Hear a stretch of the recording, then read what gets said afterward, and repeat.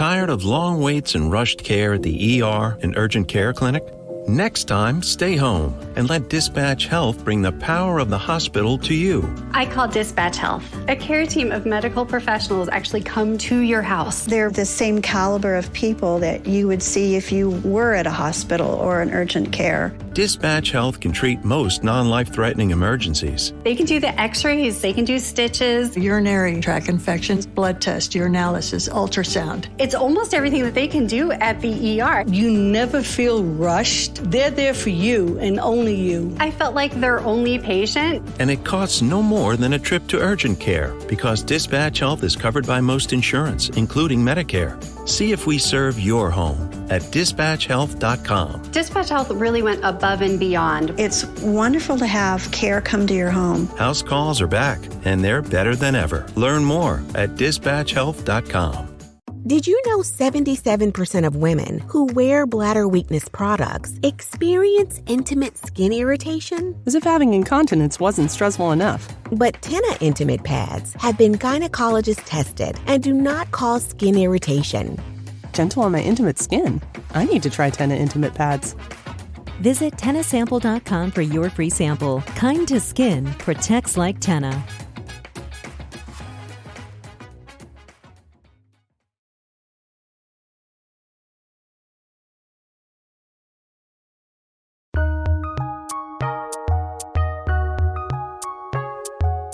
Welcome to the Fantasy NBA Today podcast.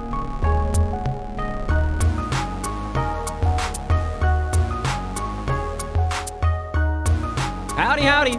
It's Wednesday. 6 days from the start of the NBA season, 1 week from really the day when it all gets going. That's the first big Wednesday of the year.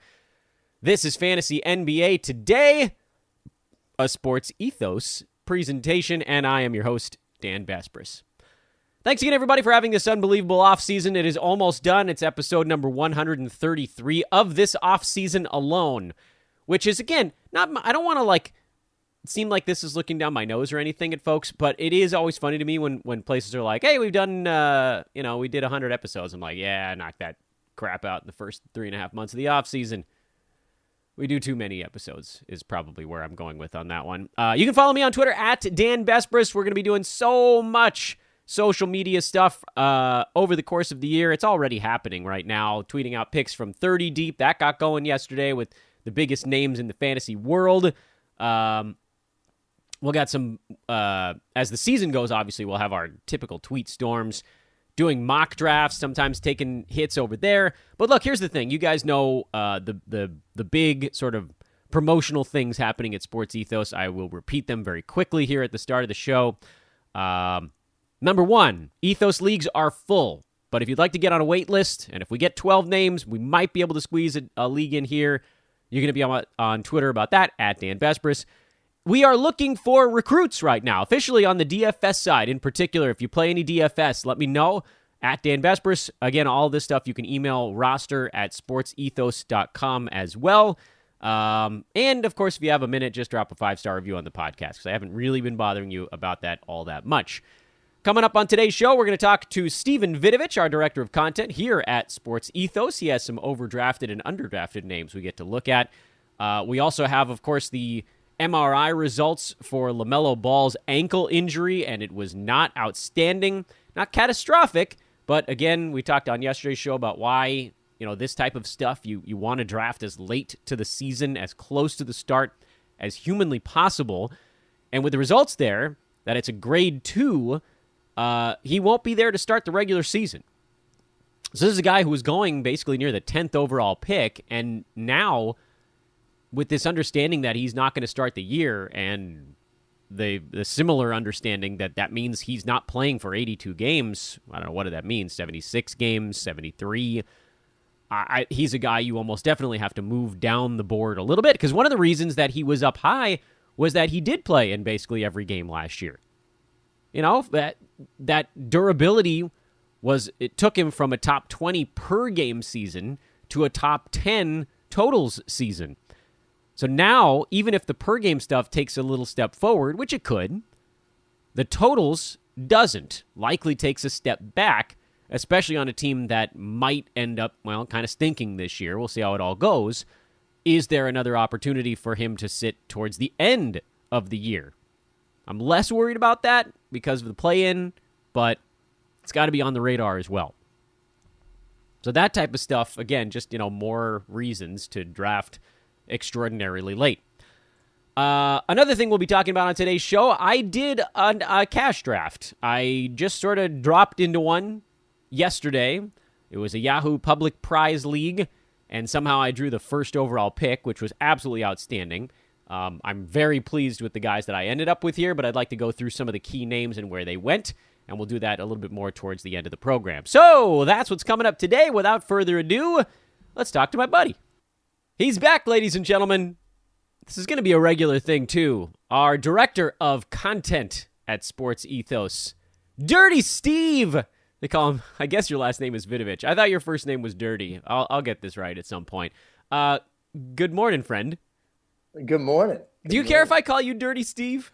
I love it. I love it. I don't even remember how this has nothing to do with anything that is fantasy related. I feel like this came up on like a management call, but I don't even remember how it happened. I feel like a bowl of chili, when you call me Dirty Steve. Dirty Steve. You know what? Honestly, if bowl of chili is the thing that pops into your head, you're like the least dirty person I've ever met in my life. A bowl of chili. Okay, fair enough. How you feeling, buddy? You've had a cold for like the last 10 days. You okay? Yeah, a little bit of leakage, but nothing coming from the fantasy basketball side of my brain. So good. No fantasy basketball leakage, just bodily fluids. That's delightful. What a lovely way to start a podcast. So Steve is back on here today. By the way, you can follow him on Twitter at Stephen Vidovich, STEPHEN VIDOVICH. It's pretty good, right? I did that fast. Was that lightly impressive for you? Did I get that all right? Yeah, no, I like it quite a bit. You did pretty well. I just like to say that I used to be offended by the name by being called Stephen until Stephen Curry came along. Now I love being called mispronounced and being called Stephen. So if you want to call me Stephen, that's fine as well. All right, Dirty Steph. Let's get the show on the road here. Steve has brought to us 4 names in the either overdrafted or underdrafted bucket. And I thank you for doing all of the work for today's podcast. So I just have to sit here and ask you about them. Give me and the listeners, Dirty Steph, either an overrated or an overdrafted or underdrafted player. And let's break it on down. Let's figure out why. All right. So what do you want? Do you want the underdrafted or overdrafted? I don't know. I feel like you can tell a lot about a person by whether they start with the down one or the up one, but I don't know what that means. Let's start with an overdrafted player. All right.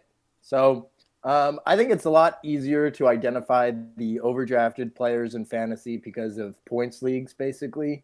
The first guy I'm going to come up with, and I really like the guy as a player. I think he does have a bright future in the league. But it's just his time in fantasy is not there in category formats, and that's R.J. Barrett of the Knicks. Yeah. He is going right around I didn't put his ADP here, but I think he's going right around the 90 range. Let me pull up his ADP. Apologies here. I know his Yahoo X rank is like 115 or something in that range, and typically, like you said, he will go in front of the X rank because of points leagues, really. Exactly. And, even if he does regain his 2021 form, which he was shooting much better from the field, I think he was around 44%. It's still not going to get him anywhere close to that, even that 115 rank. So you're drafting a player way above their ceiling. You're hurting yourself in your percentages, and he adds quite a bit of turnovers too. He doesn't give defensive stats. Yeah, none. Man, so the defensive stats they're non-existent. And honestly, I was a little bit surprised. I figured, I'm as down on R.J. Barrett as the next guy. I've clowned on him on many a podcast. This is actually even lower defensive stats than I thought. I thought he was at like 1 steal and like no blocks. Last year it was 0.6 steals in almost 35 minutes a game. That's obscenely low. Yeah, I think he's a better defensive player in reality, but it's just not translating to fantasy. Even if he gets the steal, let's say that he brings his steal up to 1. Let's say he brings his field goal percentage closer to that 40% mark. I still don't think he's getting to this 115 value. I think his ceiling is more like 135. And why draft a guy in category formats? If you're in points league, sure, take RJ Barrett. He's going to put up a lot of counting stats, but in category formats, it's just too much of a risk to take him. Let someone else deal with him, and you can draft somebody that has a little bit more upside. Yeah, he's such a weird phenomenon because it does. Even though the X rank is in the 120s, the ADP is higher, and we say, oh, well, this is exclusively points leagues. It's not necessarily. People take a stab on him, even in category leagues, because he scored 20 points a game last year. Like, that's the only reason you can look at it, because basically everything else he does is sub-league average. It's really weird. It's that strange fantasy phenomenon where one category can sway a decision maker by so much, and there's almost like nothing you can do about it. Like if a guy scores 20 points, someone's going to draft him at a high mark, even if his field goal percent is a massive negative, free throw massive negative, steals and blocks big negative, rebounds I guess is kind of like league average, assists is right around league average, but like to be good at one category, league average in 3, and bad in, 5? Is that what I said left over? 4, 4.5, something like that? There's like no way for you to get inside the top 100 when you're an anchor in multiple categories. So, yeah, 100% on board with you on that one. That was a layup for Overdrafted. Who's your other one? Hey, everybody. Dan Bespers here. I got to talk to you for a minute about the good stuff. The good stuff. I recently added the good stuff to my morning routine, and I highly recommend it. It tastes fantastic. I feel better going into every day, which, by the way, that's a problem for me. I've been aging a little. It's hard to roll out of bed and get going. I have more energy without that typical crash. I'm more focused, which is a really big deal because I got to make sure my 2 kids actually get to and from wherever they need to go every day. And I actually think that my skin looks a little better, so that's pretty cool. The good stuff was formulated by Phil Mickelson and elite performance coach Dave Phillips to stimulate metabolism, increase focus, and support skin and joint health. For a limited time, Fantasy NBA Today listeners can get 20% off, free shipping, and a free starter kit worth over $30 on their first purchase of the good stuff. Simply go to 4wellness.com/podcast. That URL again is FORWELLNESS.com, 4wellness.com/podcast, and enter code HOOPBALL. Yes, it still lives, HOOPBALL, HOOPBALL at checkout. This is 4Wellness's best offer right now, so do not wait. Order today. They're so sure you'll see the benefits of adding the good stuff to your coffee that they back every purchase with a 60-day money-back guarantee. If you're not completely satisfied, you can return it for a full refund. 20% off, free shipping, starter kit over $30, 4wellness.com/podcast, promo code HOOPBALL, code HOOPBALL. Tired of long waits and rushed care at the ER and urgent care clinic?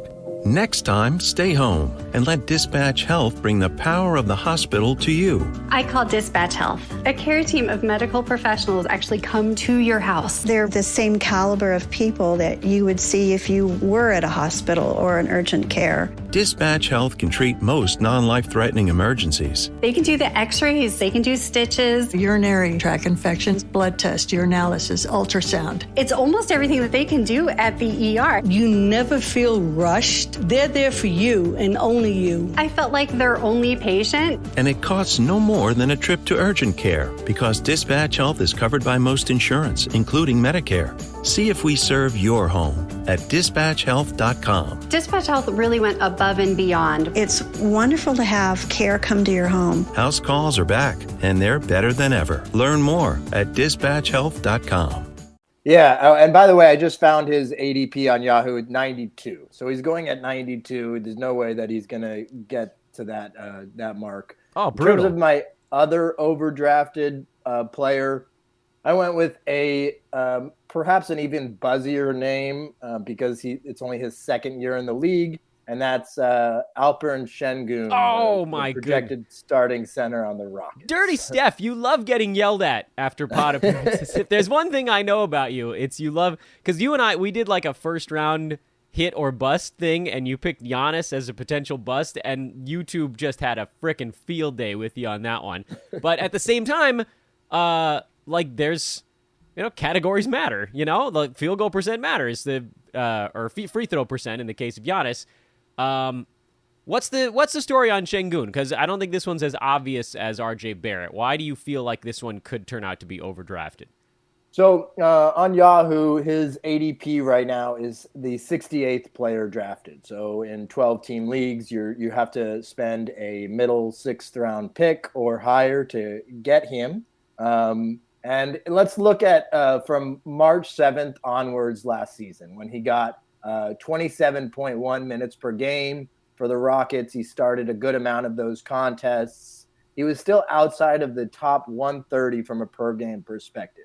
So you're drafting a player at 68 that has never been able to show that he can deliver close to that value on a season-long basis. So it's possible we see a huge second-year leap from Şengün, but that kind of production from March 7th onwards, he was averaging I don't even think he got to a block per game during that time.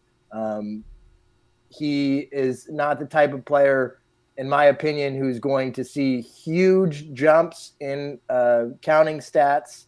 I just think that you want to let another manager in your league take this guy. I have a player that I think is being underdrafted who is going about 30 spots back of Şengün. He's going in the 90s. And I'd rather end up with that player on my roster. The reason why Şengün is going ahead of him is because he's buzzy. And I am not saying that I don't like these players in reality. I'm just trying to give the fantasy managers the best value possible, including myself, when we're drafting.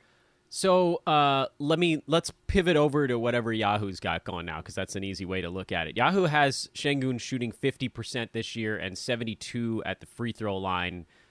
They've got him well over a steal and a block per ball game. Is that sounds like a projection that you disagree with? Yeah. So in that 16 game sample size, he averaged 0.8 steals and 0.9 blocks per game. So could he get over that 1.0 threshold in both of those categories? Sure. But is it a guarantee? I don't think so. I think he's closer on the blocks. I could see him getting that where it needs to be, maybe 1.1, 1.2. But I just don't think the steals will get. If I was to bet on it, I would not bet on him having more than one steal and block per game.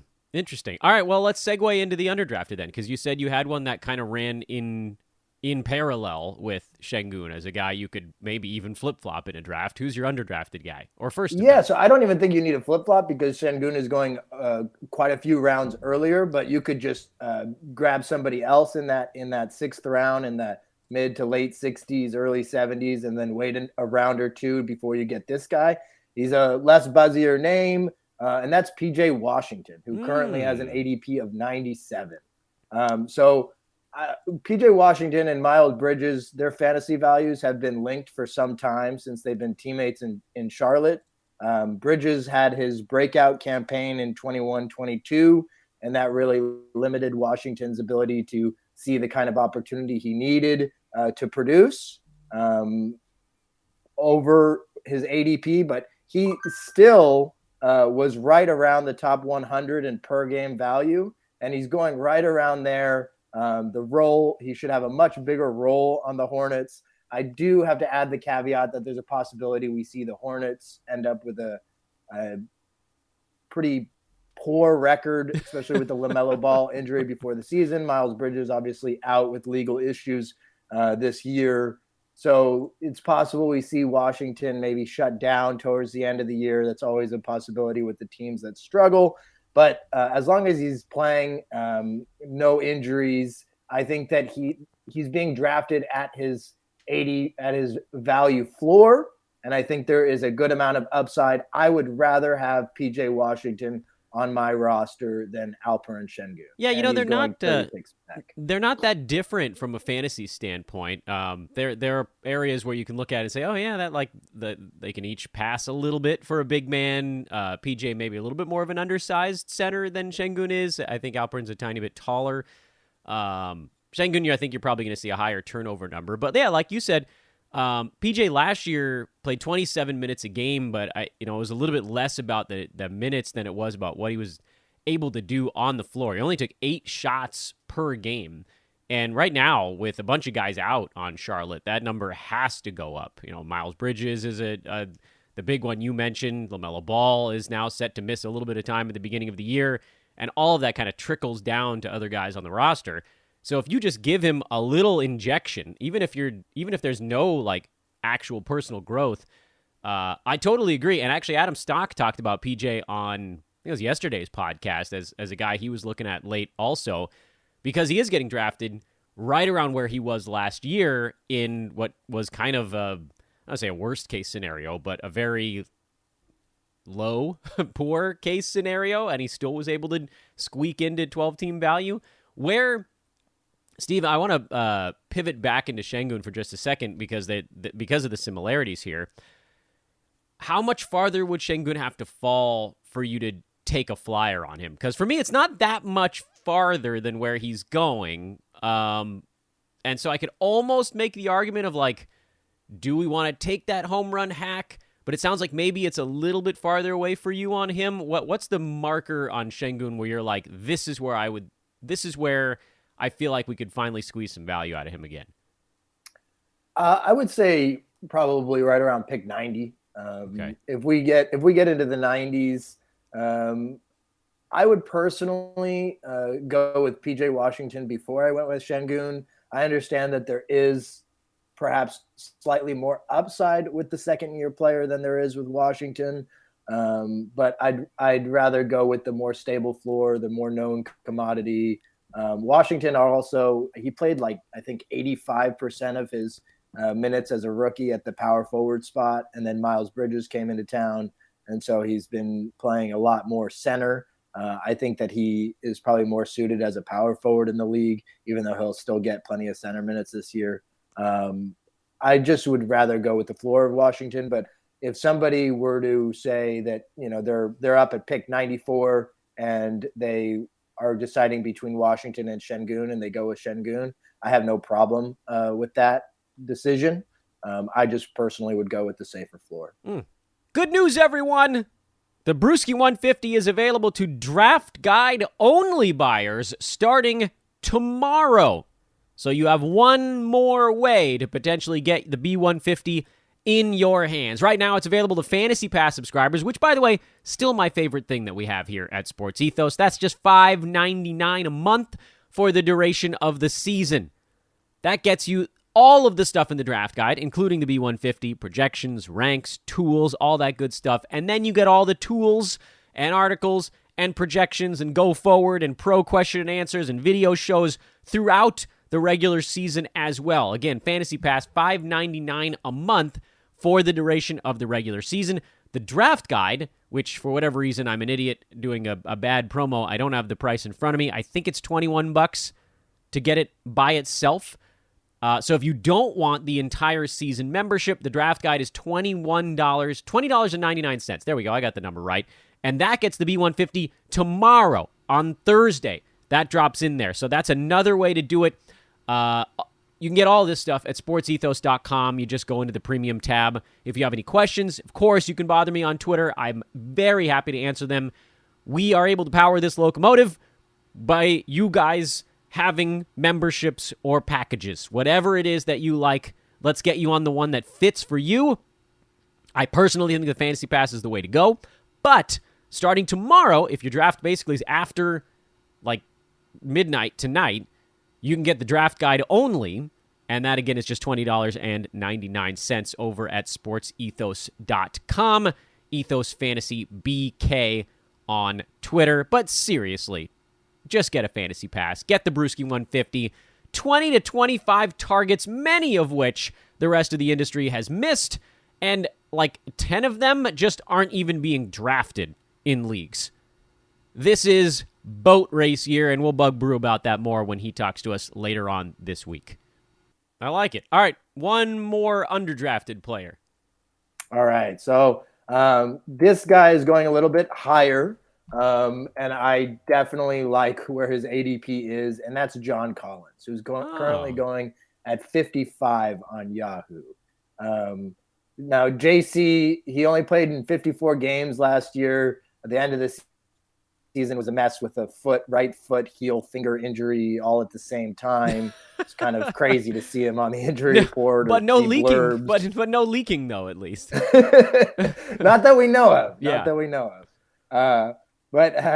So I think he looks fully recovered this preseason from the injuries. He was able to produce top 50 per game value despite the injuries last year that definitely affected his play. The opportunity and skill set is there. We're basically getting Collins at his fantasy floor at 55, maybe even slightly below that fantasy floor, which I'll say is 50. And so everything on top of that is going to be gravy. There's a chance that he could finish inside of the top 40, like pretty easily. So I love the safe pick there in the middle round for fantasy managers who perhaps missed on a big in the first few rounds, and then they can get Collins here in round 5. Are you at all concerned about the Deshante Murray, Onyeka Okongwu presence? Could that squeeze him in any way?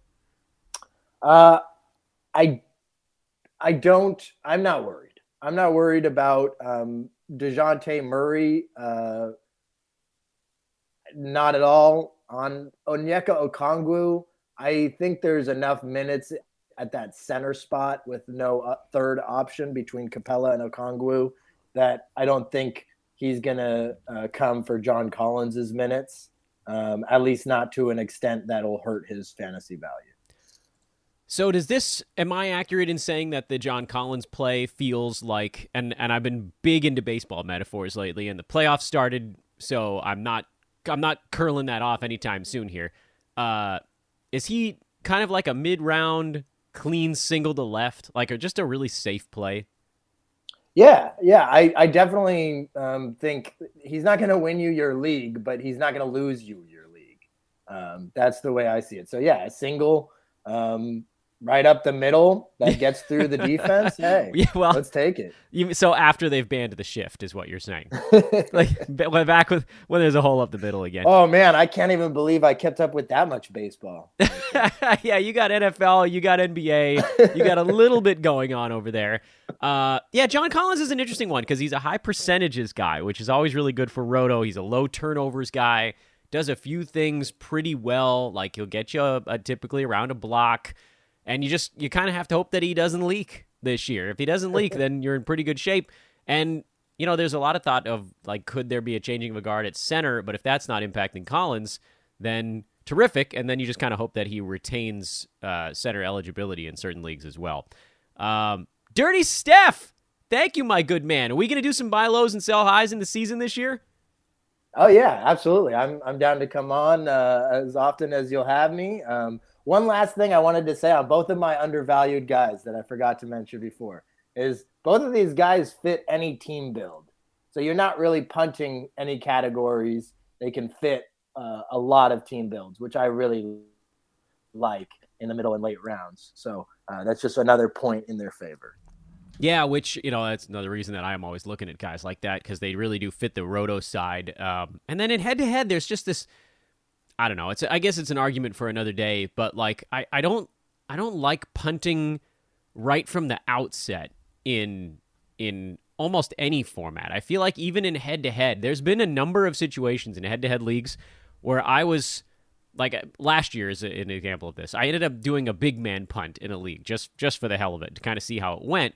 And it was going fine. My team was, I think I was like the 3rd or 4th seed going into the playoffs. It's really hard to rack up big weekly wins if you're punting more than one category. You start to punt 2, 3, and then you're only winning 5, 4, and 6, 3. So it's kind of hard to run up the score. So it's hard to get that first round bye. And then on top of that, you just don't really know with the silly season, with injuries, things like that. All of a sudden, come head-to-head playoff time, one of the categories I thought I was punting, which was blocks the whole year and rebounds, I won rebounds in 2 of my playoff matchups. I just, like, you have to thread the needle so hard to really make that thing stick, and you sort of ace yourself out of stuff. You don't look at certain players on the waiver wire. I just think there's a way to kind of soft punt things, and as the season goes, you can either lean into that or lean away from it if you need to collect another victory. And a lot of teams punt the same categories these days, so then you're picking from the same very small bucket of players that fits for both. So I love the guys that do a little bit of everything. Those guys just move the ball forward, especially slightly later in a draft, like PJ you were talking about. But yes, enough of that. Enough monologuing here. Steven Vidovich, I'll actually say your name the right way here at the end of the hit. He is on Twitter at Stefan Vidovich. I'm just going to do that to torture you. We'll get you tagged and everything, obviously. He's the director of content here at Sports Ethos, and we will get some buy lows and sell highs from you after the season gets a rolling. Opening day, man, 6 days away. You excited?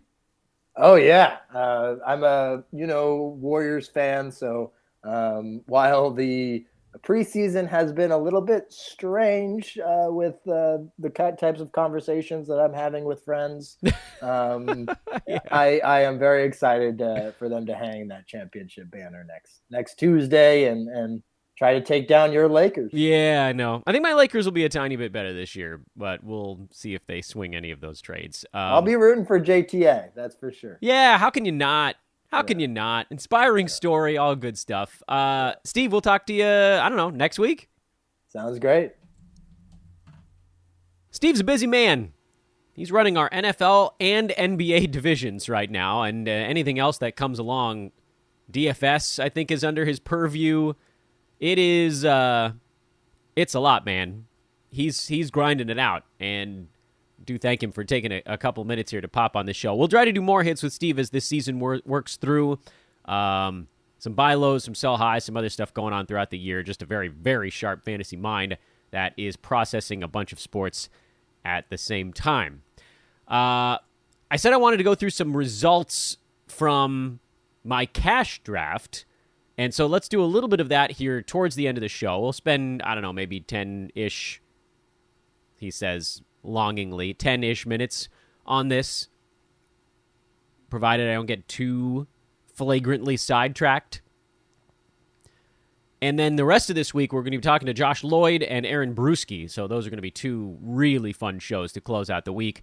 First thing next week, we will drop the Dan Besbris Old Man Squad, which I know for a lot of you is kind of like, is that too little too late? But you've pretty much all figured it out. Like, I know you're like, oh, we want the official list, but like you've heard me talk about every single player in the NBA to this point. But officially on Monday, we will put them together. That'll be list day.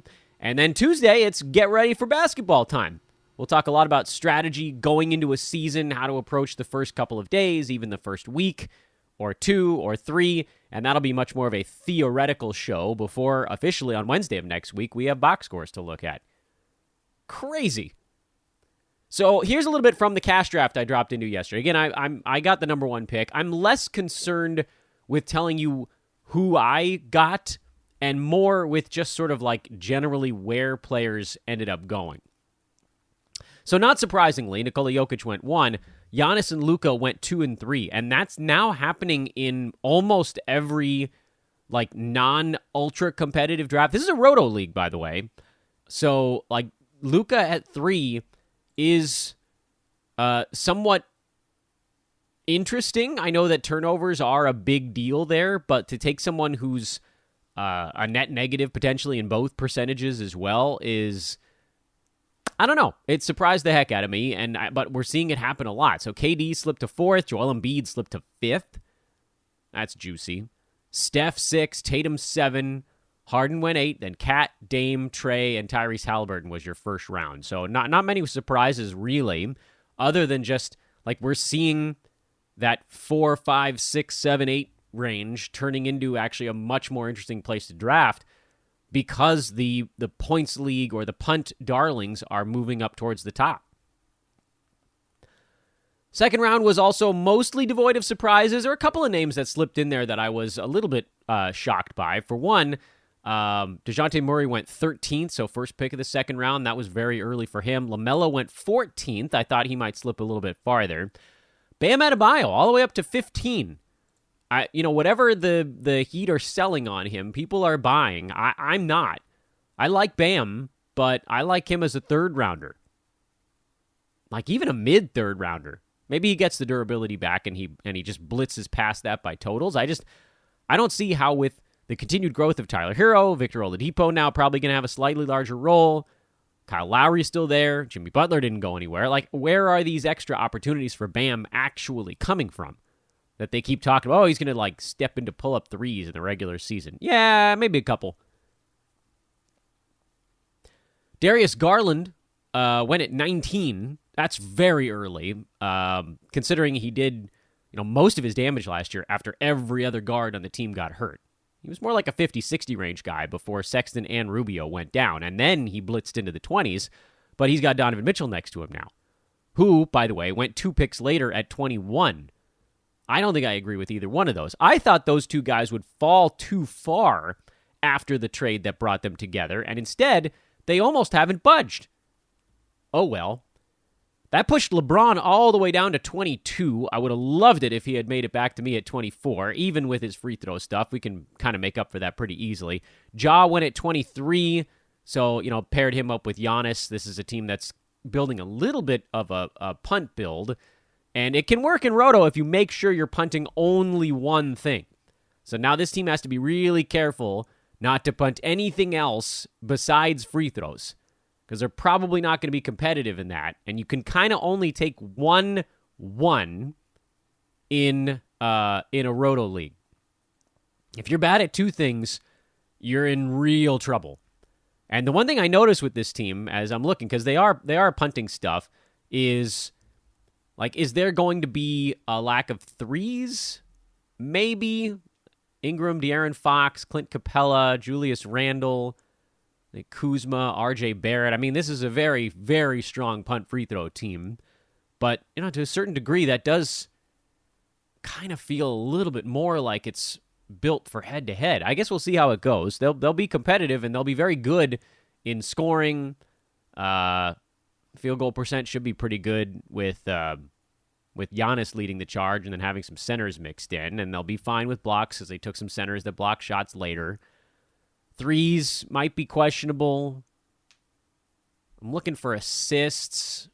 Ja's going to get a few. De'Aaron Fox is going to get a few, but that's probably also a little bit of a problem spot. We'll see if they can pull a few out late. I don't know. It's just sometimes I know I've talked about how I've soft punted points in Roto leagues before, but you have to make sure that you're top of the pack in a bunch of stuff to make that work. We'll see how it goes. Moving towards the third round, almost no surprises at all. Cade actually fell to the end of the third, which was somewhat notable, not because I think he should go earlier, but because he tends to go earlier. Zion went middle third round, but again, no shocking stuff in that one. Looking at the fourth round, Evan Mobley has fallen out of the mid-fourth.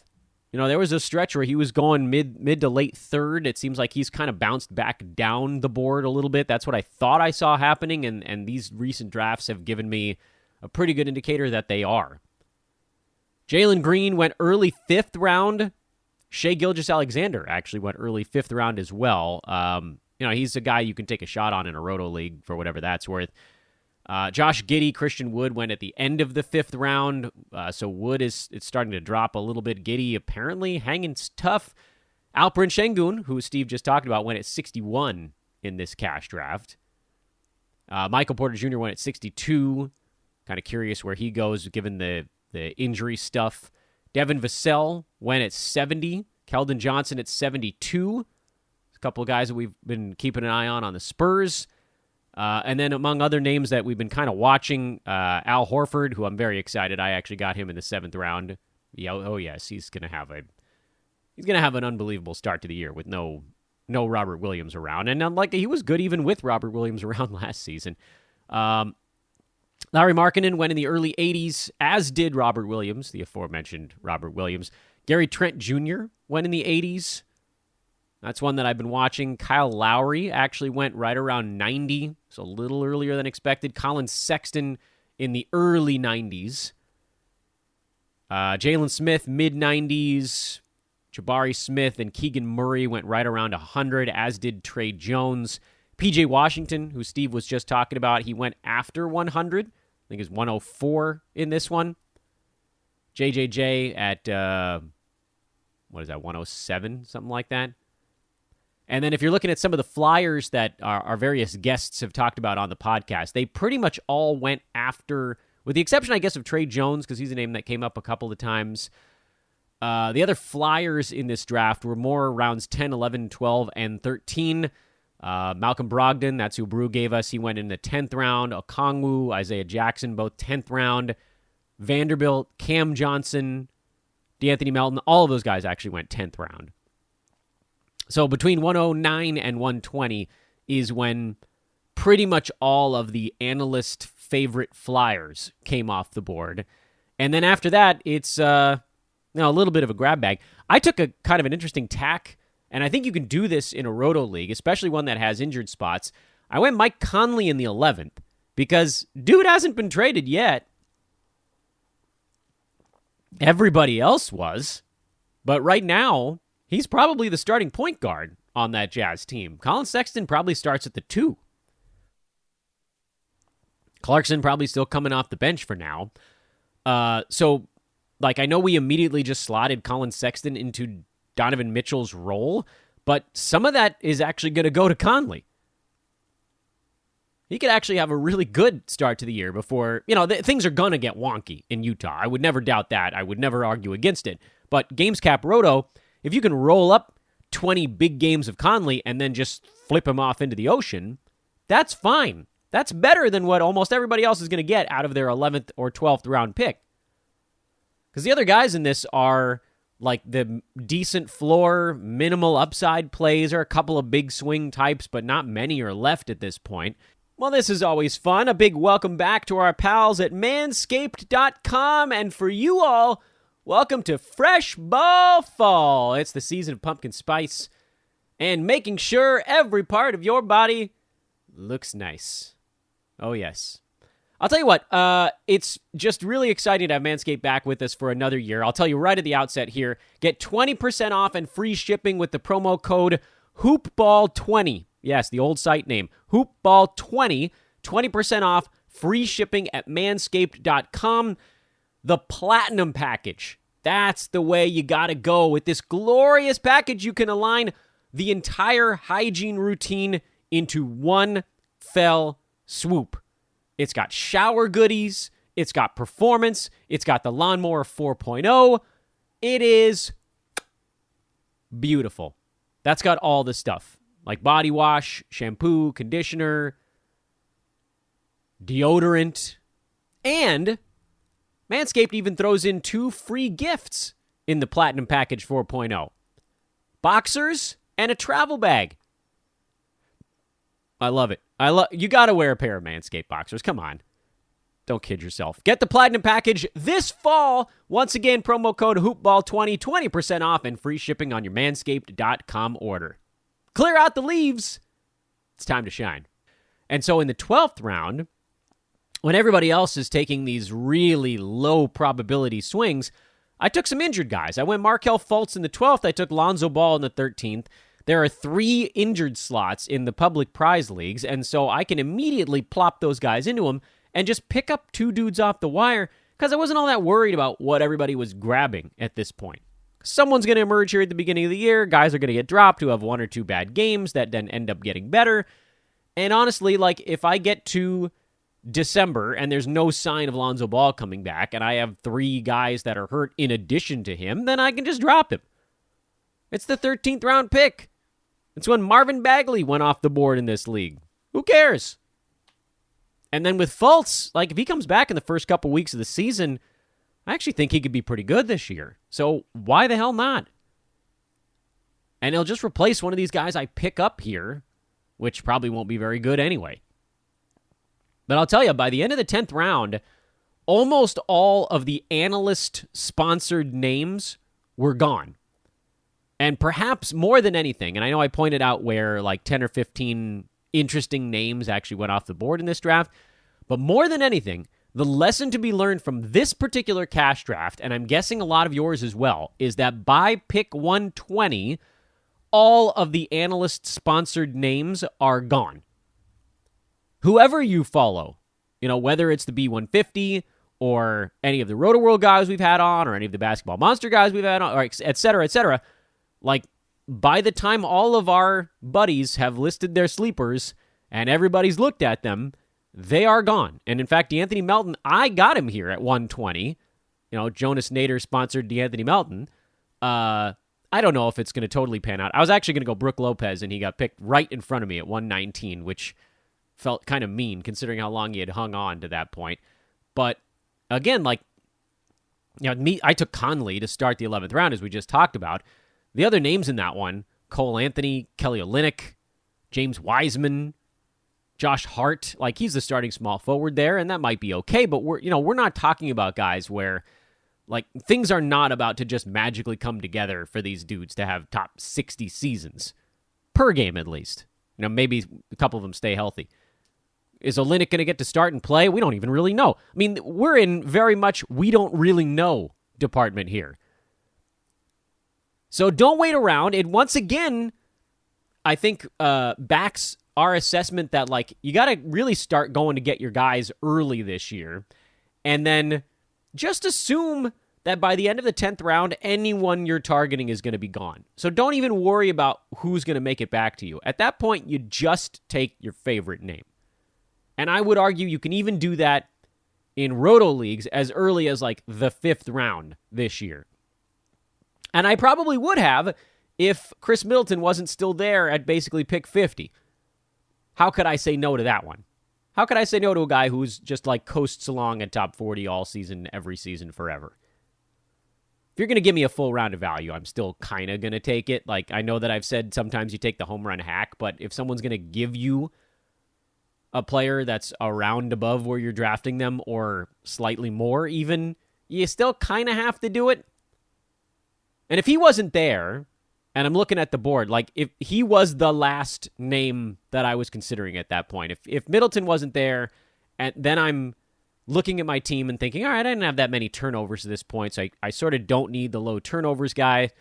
I'm looking pretty far down the board at that point. I'm looking at Vassell, I'm looking at Keldon Johnson, I'm looking at Jalen Brunson. These are guys that went a round and a half later, but they weren't going to make it back to me. And you guys know I love Mikal Bridges, but I had a pretty low turnover team to that point. So I could afford to take, I know Middleton's not a high turnover guy, but he's around 2. Last year, I think he was a 2.5, something like that. So I could afford a player like that on my team where, as much as I love Bridges, a lot of his value is tied up in the fact that he only gets 0.8 turnovers per game. I didn't need it as much. So, this comes back to a point that I made, and I want to get this pod wrapped up because it's getting a little longer here, but like I said, 10 minutes of draft discussion turns into 20. The team build is always going to be relevant. And even as much as I love all my old man squad guys, sometimes you have to mix and match a little bit. And in this case, actually, Middleton is, he's sort of old man-esque, but his turnovers are a little bit higher. His field goal percent is fine, but not blow the roof off great. He was at 44 last year and just kind of does a little bit of everything, so that's cool. But he's less old manny than a much younger player in Bridges, who's great at both percentages, but, his value's tied up in different ways. And in this particular draft, I went old man style early. I took Kawhi Leonard. I took Freddie VanVleet, who's a little bit less old manny because of the low field goal percent. But first of all, I had Nikola Jokic, so I could pretty much do whatever I wanted after that. But VanVleet, 2.5 turnovers. Kawhi, he's usually in the low 2s. Jokic is at 3 and change.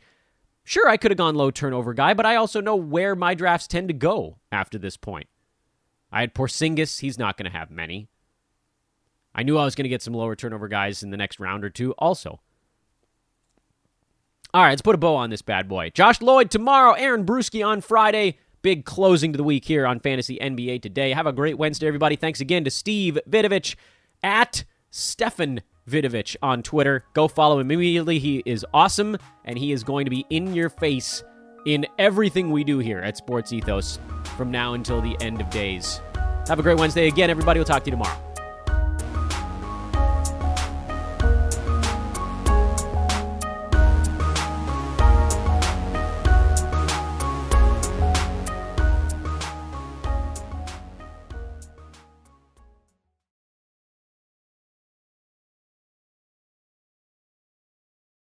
Ask Sherwin-Williams during the 4-day super sale, October 14th through the 17th, and get 40% off paints and stains with prices starting at $26.69. That means 40% off our most popular color family, blue. Psychologists have found it to be soothing and relaxing, which makes it especially great for bedrooms and bathrooms. And of course, 40% off all of our other colors. Shop the sale online or visit your neighborhood Sherwin-Williams store. Click the banner to learn more. Retail sales only. Some exclusions apply. See store for details. Tired of long waits and rushed care at the ER and urgent care clinic? Next time, stay home and let Dispatch Health bring the power of the hospital to you. I call Dispatch Health. A care team of medical professionals actually come to your house. They're the same caliber of people that you would see if you were at a hospital or an urgent care. Dispatch Health can treat most non-life-threatening emergencies. They can do the x-rays, they can do stitches, urinary tract infections, blood test, urinalysis, ultrasound. It's almost everything that they can do at the ER. You never feel rushed. They're there for you and only you. I felt like their only patient. And it costs no more than a trip to urgent care because Dispatch Health is covered by most insurance, including Medicare. See if we serve your home at dispatchhealth.com. Dispatch Health really went above and beyond. It's wonderful to have care come to your home. House calls are back, and they're better than ever. Learn more at dispatchhealth.com.